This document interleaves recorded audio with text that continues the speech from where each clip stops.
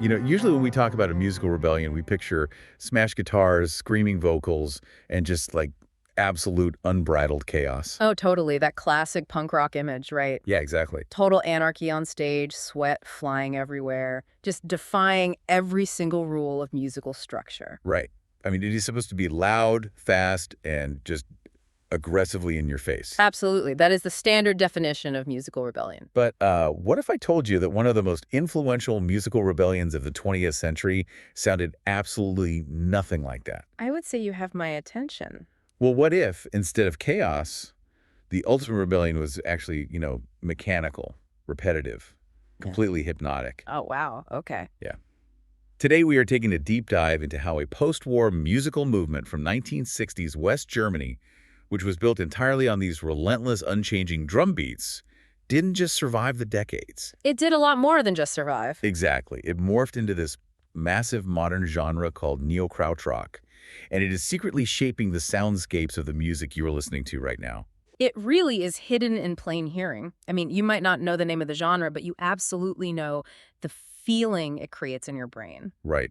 So we recently came across this brilliant, incredibly detailed piece published by Monumental Movement Records, MMR, back in December 2025. It's a fantastic column, really well researched. It really is. Yeah. And it completely rewired how I think about modern electronic and indie music. It tracks the evolution of this strange, hypnotic sound from the 60s all the way to some, wild virtual reality concerts happening today. The jump from analog 60s to modern VR is just a crazy trajectory. Okay, let's unpack this.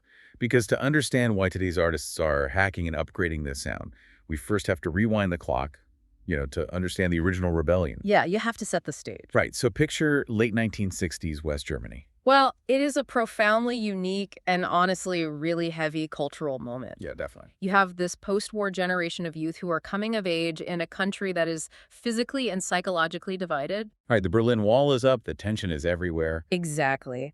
And they are looking around at the rubble, and they are acutely aware of the devastating, dark history of their parents' generation. They realize they really have no cultural identity that they actually want to claim. Right. They're desperate for a blank slate. They just want to start over. And, they look across the ocean, right? They see the U.S. and the U.K. just exploding with this massive traditional blues-based rock and roll and jazz. Yeah, the Rolling Stones, the Beatles, all of that massive 60s invasion stuff. But they thought, no, that's their story. We don't want to just copy American blues. They wanted to invent a completely new sonic language, something entirely their own. So they embraced this massive DIY ethos.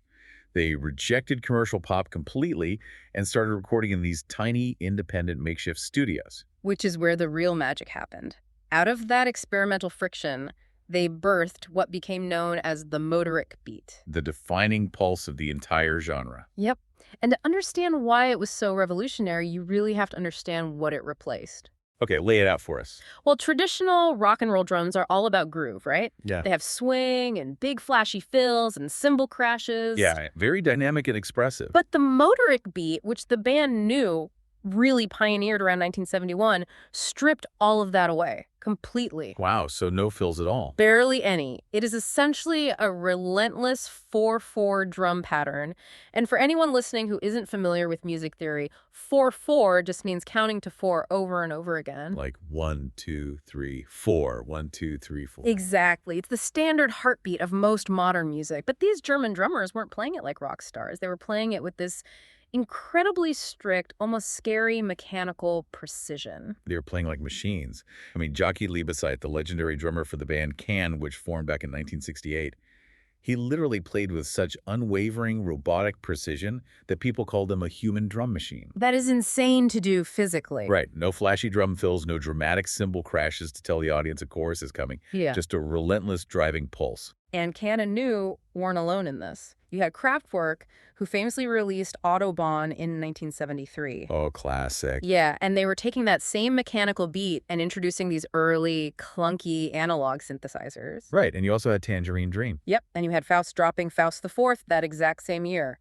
Plus Amandu the Second. It was a whole movement. All of them were taking this repetitive pulse and layering just the strangest sounds they could find over it. Totally. To give you a visceral mental picture of what listening to this actually feels like, think about driving down a long, flat stretch of highway at night. Oh, I love this analogy. Right, so you are going exactly 60 miles per hour. You aren't accelerating to pass anyone. You aren't hitting the brakes. You are just locked in. Cruise control is on. Exactly.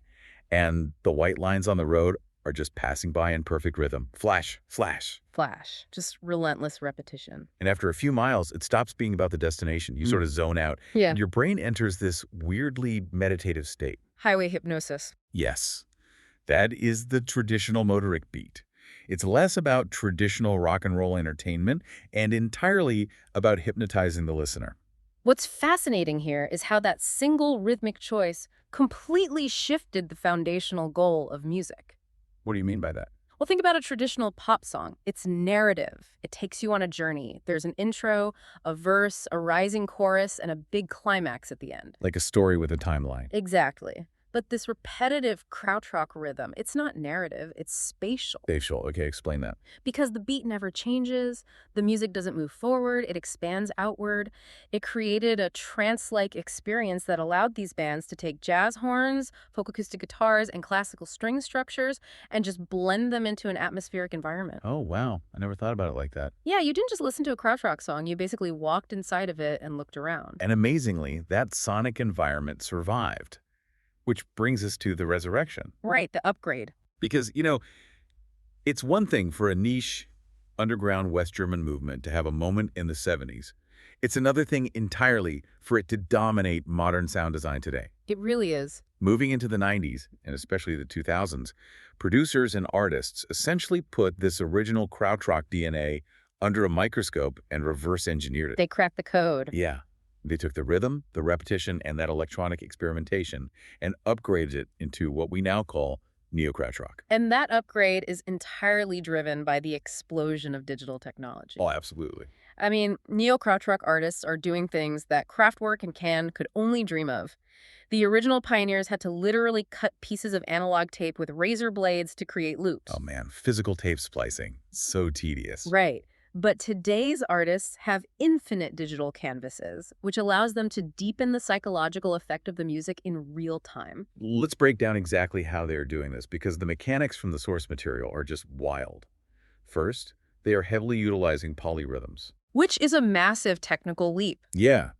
Now, if a standard 4/4 beat is just walking in a straight line, a polyrhythm is basically the musical equivalent of patting your head and rubbing your stomach at the same time. That is the perfect way to describe it. Right. Like, you might have a digital drum machine strictly playing a 3-beat loop, while a live acoustic drummer plays a 4-beat loop right on top of it. So they constantly drift apart and crash back together. Exactly. It creates this fascinating rolling friction. And alongside that, they are using rhythmic sampling. Oh, right. Taking microscopic fragments of percussion. Yeah, like maybe the metallic clink of a cymbal or just a random street noise. They digitally process it and bury it deep in the background as a rhythmic texture. Just to give it that gritty feel. Exactly. And sonically, they're creating massive spatial depth by colliding the analog and digital worlds. Right. They take the raw, imperfect electrical warmth of an old school analog synthesizer, like the kind that literally needs to warm up before you can even play it. The ones with all the messy cables. Yeah,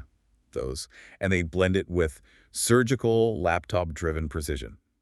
And the guitars.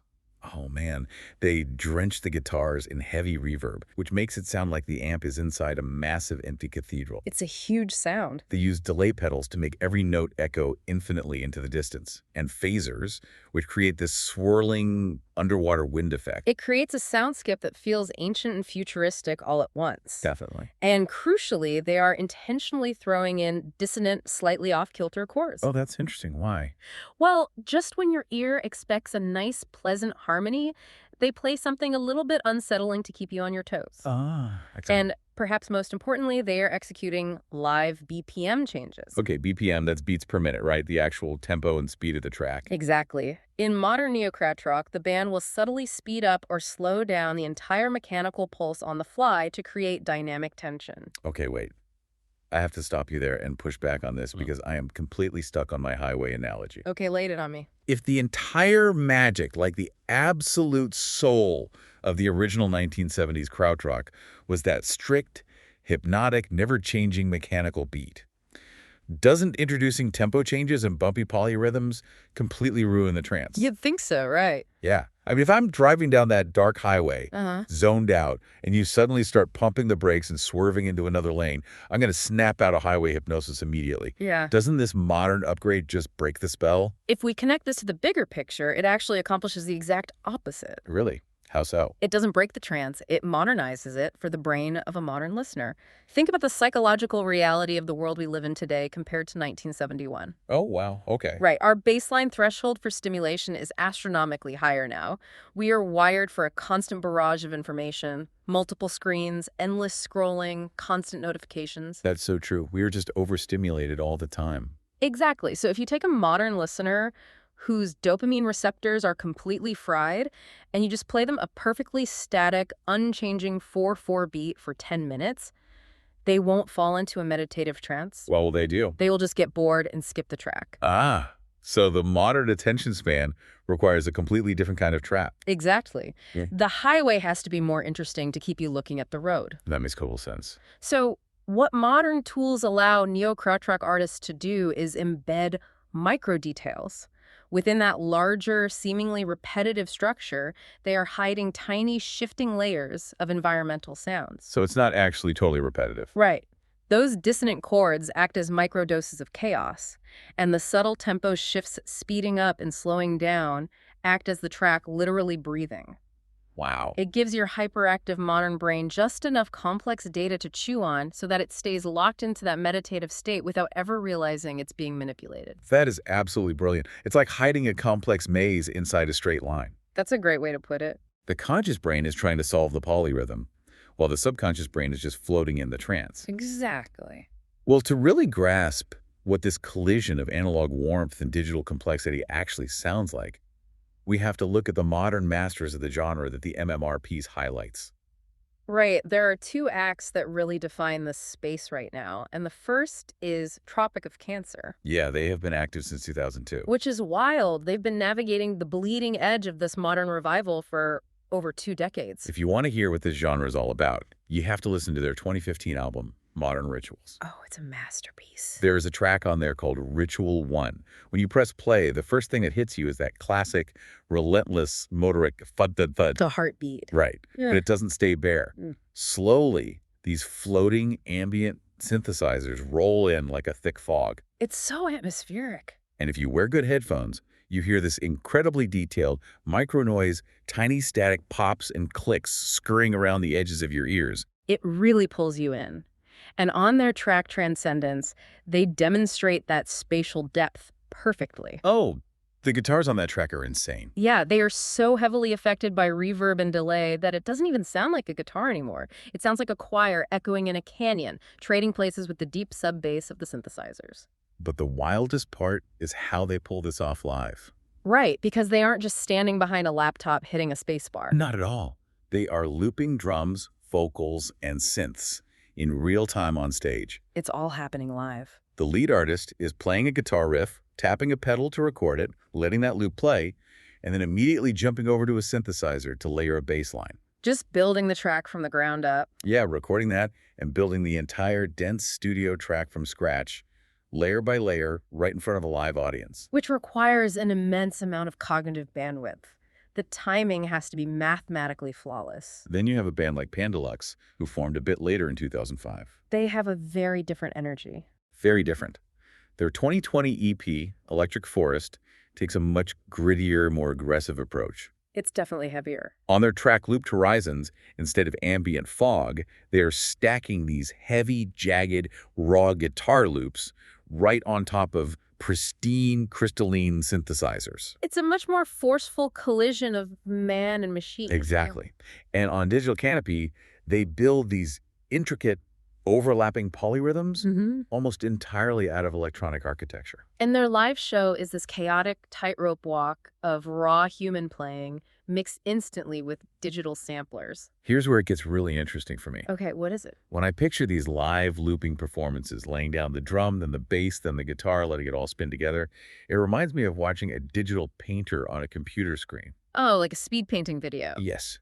You know those time-lapse videos where an artist starts with a blank canvas and they just put down a single semi-transparent layer of blue? And it just looks like a smudge at first. Right. It just looks like a smudge. But then they add a layer of shadow, then a layer of light. And suddenly, by the 50th layer, this incredibly dense, three-dimensional world just pops out at you. That is such a good visual. That is exactly what these bands are doing, but with audio frequencies. I love that analogy, and I actually want to push it even further. Duh. Imagine if that digital painter was rendering that massive 3D canvas live on a stage in front of 1,000 people. Oh, the pressure. Right, and if their hand shook by a single millimeter, or if their software glitched for a microsecond, the entire painting would instantly shatter into a million pieces. Oh, wow. That is terrifying. That is the actual tension of a live Neo-Krautrocker performance. By building those layers live, there is a constant, terrifying friction between the polished perfection of digital tools and the raw, unpredictable danger of human performance. Something could always go wrong. Exactly. A guitar effect might suddenly feedback. A loop might be a millisecond out of time. That underlying danger is what keeps the mechanical beat feeling dangerously alive. Which perfectly brings us to the ripple effect. Because I can hear you, the listener, right now saying, okay, this is a fascinating music history lesson, but I don't actively search out underground Neo-Krautrock on my streaming apps. A fair point. But here's why this deeply matters to your daily life. Even if you have never intentionally clicked on a Tropic of Cancer track, its sonic DNA has absolutely bled into the music you do listen to. Oh, 100%. And it is actively laying the groundwork for the future of live entertainment. The influence is inescapable. The Neo-Krautrock movement directly birthed modern post-rock, for example. Right. Whenever you hear an indie band playing those massive 10-minute soaring instrumental tracks built on repetitive building structures, that is pure Krautrock spatial expression. It's all about building that space. Exactly. It has fundamentally reshaped modern electronica, teaching top-tier pop producers how to seamlessly glue analog tube warmth to cold digital software. And it injected indie rock with a fiercely independent live-focused spirit that demands artists actually play their electronic instruments instead of just, pressing play on a laptop. And it isn't just a niche underground club scene anymore. The genre is scaling up massively. Oh, yeah. There has been a dedicated Neo-Krautrock festival running continuously since 2010. And by 2024, there was a massive multi-city Neo-Krautrock tour that sold out venues across Europe and North America. Which is huge. Yeah. But the most provocative part of this evolution is where it is heading next. The real futuristic stuff. Yeah. The vanguard of the genre is currently experimenting with integrating artificial intelligence directly into the music composition process. Which is very controversial right now. Totally. And they are utilizing virtual reality to turn these spatial soundscapes into massive multimedia visual environments. They are taking the concept of spatial music to its ultimate logical conclusion. They want to make it literal. Yes. They don't just want you to imagine the environment in your headphones. They want to build a literal virtual space that you can physically inhabit and walk around in while the music generates around you. Okay, but this brings up a massive foundational question for me, and I just can't shake it. Let's hear it. We established at the very beginning of this deep dive that Krautrock started as a highly human, deeply emotional post-war rebellion. Right. It was traumatized young people desperately trying to find their human identity in a broken country. Doesn't bringing artificial intelligence, a literal, unfeeling, non-human algorithm into the creative mix, completely contradict the soul of the genre? It sounds like a total paradox. Doesn't handing the composition over to AI fundamentally kill the human rebellion that started the whole thing? This raises an important question, and it's the exact debate tearing through music circles right now. But to find the answer, we have to look at the psychology of the original pioneers. Okay, how did they view it? Well, the 1970s krautrock artists, Kraftwerk, Can, New, they were not purists. They were not acoustic folk singers sitting around a campfire talking about nature. That's true. They were using drum machines. They were the ultimate tech nerds of their era. They enthusiastically embraced the absolute cutting-edge, weirdest, most misunderstood technology of their time. The synthesizers. Right. They were dragging massive early analog synthesizers into studios when the traditional rock establishment was laughing at them, claiming that real music only comes from guitars and human breath. That's a great point. Huh. Synthesizers were the scary, job-stealing, fake music machines of 1973. Precisely. To a traditional blues guitarist in 1973, a Moog synthesizer sounded like an alien invasion. A threat to real musicians. But Kraftwerk didn't see the machine as a replacement for their humanity. They saw it as a new vehicle to express their humanity. Oh, that makes so much sense. So if we applied that exact same philosophy to the artists of 2026, embracing AI for composition and VR for live shows is not a betrayal of their spirit. It's just the next logical step. It is the ultimate continuation of their experimental, anti-traditional ethos. If Jockey Liebetzeit or Kraftwerk had access to generative AI algorithms in 1973, you can be absolutely certain they would have used them to push the boundaries of the motorik beat even further. Wow. Yeah, they totally would have. The tools change. They always change. But the desire to hack those tools to push human consciousness into the unknown remains exactly the same. AI is just the new synthesizer. Wow. When you frame it like that, it's not a surrender to the machine. It's just taming a new machine to build a better trance. Beautifully said. So what does this all mean? Let's zoom out and look at the incredible journey we've taken today. It's been a ride. We started in the rubble of post-war West Germany, with a generation of youth who just wanted to build a cultural blank slate. They rejected the rock and roll narrative and banged out strict mechanical 4/4 beats to create a sense of sprawling space. The original highway. Right. We watched that hypnotic rhythm get rediscovered, reverse-engineered, and upgraded with polyrhythms and digital effects to keep the hyper-stimulated modern brain engaged. Evolving for the times. And now, we see modern masters orchestrating these massive live looping soundscapes that are bleeding into every genre on your playlist and setting the stage for AI-tinged virtual reality concerts. It is a remarkable 50-year trajectory from a tiny DIY studio in Germany to a global technological art form. It really is. Yeah. And it means that the next time you are sitting at your desk or on a crowded train and you put your headphones on to focus, study, or just space out to a repetitive atmospheric beat, Yeah. you aren't just listening to background noise. Not at all. You are actively participating in a 50-year-old musical experiment designed specifically to alter human consciousness. You were riding on the exact same hypnotic highway they paved in 1971. And I think that leaves us with a deeply profound final thought for you to ponder. Oh, let's hear it. We know that the original trance-like rhythms of Krautrock were invented to help a post-war generation process the trauma, anxiety, and confusion of a fractured society. They needed a meditative escape. They needed to zone out. Exactly. So why is the modern iteration Neo-Krautrock resonating so deeply right now, today? Think about it. It's a very different world now. In our current era of endless doom scrolling, 247 news cycles, and total digital information overload, our brains are fractured in a completely different way. We are just drowning in noise. We are desperately craving that exact same hypnotic repetition to quiet the noise and find just a single moment of peace.